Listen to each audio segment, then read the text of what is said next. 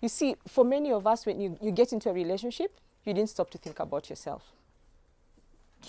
Because I'm thinking about this other person, I think I know me and what I Because want. you don't even think you know yourself. You just saw someone tall, dark, handsome, And you're like, boom. financially stable. Woo. And that's enough for you. That's it. We'll work out the rest as we We'll go. work out the rest as we go. Yes. But when you think about realigning relationships, we've celebrated Valentine's, and this is still the month of love. Yes. It's important for us to have a conversation that says, Mikali, who are you before you got here, before I started having coffee with you? Okay. So that you take time to introspect, because your past will affect your present and it will affect your future. Okay. So it's important for you to take time, introspect, and then when you introspect, you actually take stock of who you are, you know who you're presenting to the table. Okay. So before I even start thinking about how aligned we are, I need to know who I am. Yes. Are you aligned as an individual first and foremost? Okay. Who am I going to meet for coffee? Who are you presenting for coffee? Am I complete? Are you complete? Are you okay? Are you at a place where you can connect with another person? Because at that point, that's when you come to me, then I'll be able to know if this is good for me, if this is what I want. Do I need it really? Yes. And first and foremost, are you even in a space where you can connect with another person? Yes. Sometimes the problem is not even the other person. It's you. The problem might be you. So I need to be aligned first. You need to be aligned first. It's important for you to have a conversation with yourself that says, am I okay? Am I at a place where I have something to even offer another person? Okay. That's an important conversation to have. I think so. Because you go in with your baggage and you blame the other person. You blame the other person. Because you did not take time to offload. You didn't take heal. time. Yes. And be at a place to be able to accommodate, love, Yes. care, be kind Yes. to the person that comes in. Totally. So let's assume that I've had that conversation with myself. No, let's And begin with the fact that you probably didn't even have that conversation with yourself. Oh my God, yes. Because all of us don't have that conversation. The truth is we all of us carry baggage one way Or another. And it doesn't have to be, you know, sometimes we talk about baggages. And you're thinking relationship. No, that's not it. No. Sometimes it's just your perceptions, your belief systems, your truths, which are necessarily not true, but you developed them in the course of life because of things that happened to you. Yeah. Maybe your childhood. How did you grow? How did you see your mother and father even relating? If they related. If they didn't relate, how did it affect you? Or how, whatever you saw in your childhood, how did it affect what your perception is of your role as a woman or his role as a man? Okay. So it's important for you to actually stop and think, what did I see? How was this thing modeled to me first? Was this the correct model? Then if it was the correct model, yes, maybe I can borrow a few things. And there are a few things that I need to drop. Yeah. But you will never stop to think about that unless you have a moment that says, hey, look here. Who is Mwikali? What's Who my is belief Judy? system? Yeah. What is my belief system? What is my perception of certain things? What do I hold to be true, which may not necessarily be true? So once you come to that place of having that conversation with yourself that is informed by where you came from, your interactions with the society around you, sometimes society tells us certain things that were not necessarily true. Yeah. It's important for you now to begin to evaluate all these things so that then you get out of the prison of the things that hold you back from expressing yourself. The fears. Yes, the fears, the things that just hold you back from a lot of guarded. You're so guarded. You cannot express love. You cannot experience The walls are too love. high, Judy. Thank you. Too high. Too high. So it's important for us to even now go back and begin to ask ourselves, what did I see and how did it inform how I think about life? How does it inform how I think about love? How does it inform how I connect with other people? Forget boy-girl relationships. See the people around you. Yeah. So when you begin to have that conversation, then it helps you to understand who you are, first and foremost. So that then you can begin to do away with certain things that truly need to go away. And there are things that, of course, are pluses. You can carry them. Yeah. But the things that are negative, you can say, you know what, I saw this where I came from. I don't think I want to carry it with me. Yeah. So that's where this whole conversation needs to begin. Okay. Who are you? I think it would be magical to find people who've gone through this conversation with themselves and are clean and open to, and then you meet someone who's on the same page as you are. But you see, the other thing about it, Mikali, is even as we go through this, even in marriages, by the way, we are getting married and we are all meeting people. He has baggage, I have baggage. Yep. But if we are open and honest about having conversations like we're having today, Yes. then even as you're with your spouse, you can actually heal within a marriage. Oh. It's possible, yes. Okay. You can even heal within a relationship as long as both of you are aware and both of you understand that, you know what, this is what she went through, this is what he went through, but then now we can work it together such that you help me and I help you. Thank you for saying that, because for anyone who's in a relationship or in a marriage and they never had this conversation, it Yes. felt like we were preaching doomsday conspiracy. No. When you're in there, you can still Yes. be healed. You can still from be your healed baggage. from your baggage. And actually, when in a relationship, that tests the commitment level of a relationship. Okay. Because if your commitment to each other is really high, it means then I'll be patient with you as you work out whatever it is that you need to work out and help you become a better person. Okay. Such that then I don't say because Mikali grew up probably in a single parent home, she doesn't qualify for a relationship. No. Or even being a parent. Yeah, You get, Yeah. It doesn't mean that you don't qualify. It means there are things that you need to learn, and the other people around you or the other person who is your significant other should then care enough to help you navigate that, heal, and become a better person. So for the people who are getting into relationships and you're just in one, maybe it's fresh, or even your marriage, how then do you find out that the two of you are on the same WhatsApp? Oh, well, the same page. Let me say what usually happens is when you allow someone into your space, because you see what the first thing that tends to happen as far as relationships are concerned is that because of our past, we get into relationships not willing to open up. Okay. So when you get someone else gets into your space, when you allow them close enough, you become vulnerable. It becomes like a mirror. Then you begin to see yourself very clearly. Yeah. And sometimes this other person will actually tell you, I think you have anger issues. I think you have self-esteem issues. I think I've seen this with your mother, I've seen this with your father, and I think it affects you this way. So you must be open and honest enough to have this conversation between yourselves so that now you help the other person to become better because you actually are opening up. But then it requires vulnerability. Oh my goodness. And that's the one thing that we're running away from. That's the one thing that we're running away from. Yeah. And so before we even, if for example, you're in a marriage situation, then of course your partner needs to help you. Before you get into that situation, it's important for you to be vulnerable with yourself, because for the most part, we're not even vulnerable with ourselves, Mikali. You're running away from yourself. You can't face the raw Yes. Why? Okay. So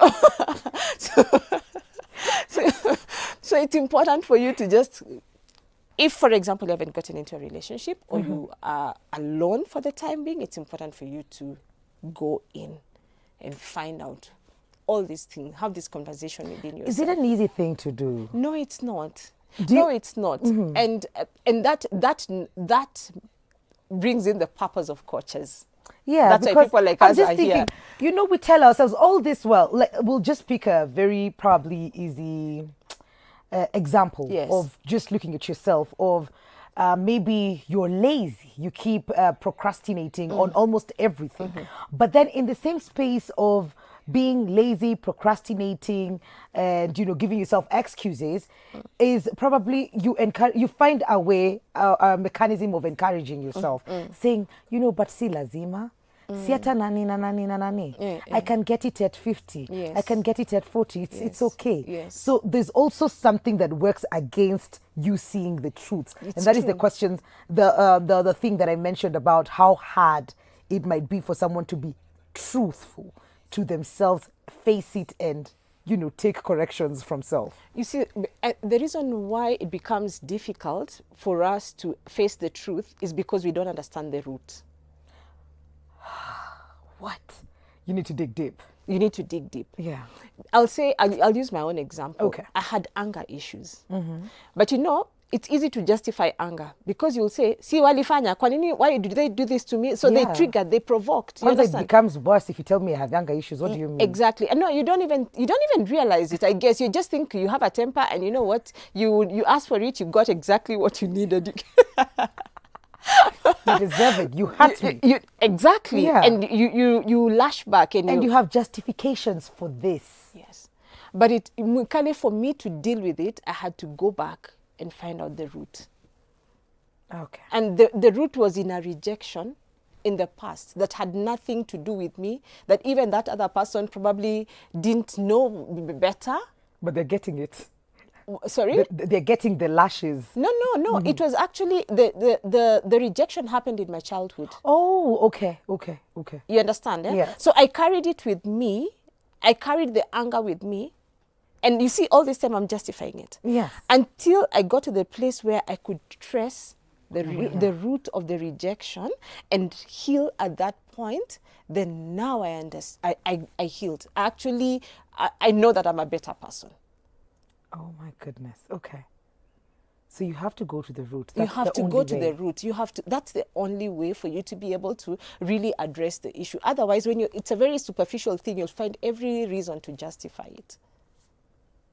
And this is important for all the relationships we get into, because imagine with anger issues or whatever issues you're dealing with and you're not facing that. Yeah. So you will justify everything and you probably over exaggerate, you'll be mean, you'll be all these things. That means even if this person was for you, then they'll probably walk away or you push them away because you haven't dealt with yourself. That's true. And then again, you see now that that's an important conversation we're having, because when you've taken that journey by yourself, you exercise empathy for others. No, you understand them. You understand them. Such that now you don't necessarily, we get out of that place, even as a society, maybe there are some separations, some divorces that didn't necessarily have to happen if probably we actually stopped and became empathetic and understood where this person was coming from and helped them through it. Yeah. I'll be honest, I dealt with my anger issues in marriage. Oh, that's when? That's when I saw myself for who I really was. That's how the realignment program actually came into being, because then I wasn't speaking theory. I knew exactly, I could understand the journey. Yeah.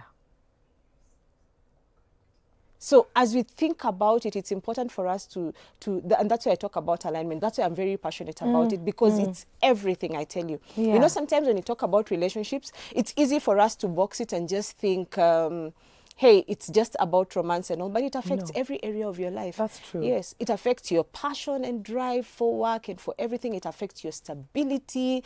It affects your ability to just perform at optimum. You cannot isolate it. And, we've been talking about, receiving love, but it also hinders you from giving it as well. That's true. You cannot connect. And if you're not giving it, then probably you're making the other person not be able to give it, or you don't even know how to receive it if it's given to you. That's true. And that helps you to understand why many relationships are not thriving. Not because people are necessarily wrong, but people are not equipped. Okay. To understand that you need to first work on yourself, allow the other person to work on themselves, exercise empathy, and then now it becomes a journey that people are walking together. Don't look for perfection in love. No. Say that louder. Please. There's no perfection in love. There's no perfection in love. You just need to find someone that you can work with. And once your eyes are open and once we begin to have these conversations and we actually lend empathy to others, lend grace to other people, then we begin to see them correctly. Okay. And then we work together towards building other people. And when I say relationship, I don't necessarily strictly mean a boy-girl romantic relationship. That even when I relate with you, Mikali, I should be able to see, oh, there's this thing about Mikali. Mikali, you need to deal with this and help you through it and not feel like I'm condemning you to something. No. because I have seen hope within myself, within my own situation, I can come and speak hope and tell you, you know what, Mikali, you can actually be a better person. Oh my goodness. You see, this conversation is very powerful because most of the times we ignore us. We have this perception of who we are, what we want, not even understanding that I need a person who's stable in this way. I need a person who's complete in this way. We have demands. Thank you. We have demands, expectations. Yes. And you see how, and this was happening a lot, I think, over the Valentine's weekend, where I think girls were called out. The men were called out. Oh, sijui girls, you're expecting this and this and this and this atuwezi. Ama angalia msichana yuaka vipi. But you don't take time to look at yourself. That's true. So because I expect this from you, am I good enough for you? Yes. And you know, Mikali, it's good you're talking about what happened on Valentine's and the social stereotypes that are out there. Now, those are some of the things that you need to go back and redefine for yourself. For yourself. Valentine's is not. No. It's not a group photo. No. No, it is not. It is not a chama. And your life is not a democracy. No. So you sit down and redefine your life and your value system based on your unique circumstances. Such that now when you get to that place, you actually operate in the space of joy. Yeah. It's your space. It's your space. You create your own life and your marriage is yours. Thank you. For life. Yes. No, and your circumstances are yours. So that now, even when it comes to making those crucial life decisions, half the time your friends won't understand. Because this person probably won't fit in their bill. No. But you have to have a conviction based on revelation. And that revelation will only come if, Mikali, you have taken time to know who you are. Does this also cover forgiveness in relationships and marriages? Exactly, it does. Let me say it starts with you, Mikali, taking a journey within yourself. Yes. As you take the journey within yourself, then you come to the place of acknowledging the past. You know, many people froze. Yes. We froze the difficult times of our past. But it's important for us to be able to face up to them. Once you face up to the difficult things of the past, then now you come to the place of understanding the emotions that came with that incident, with that past. Yeah.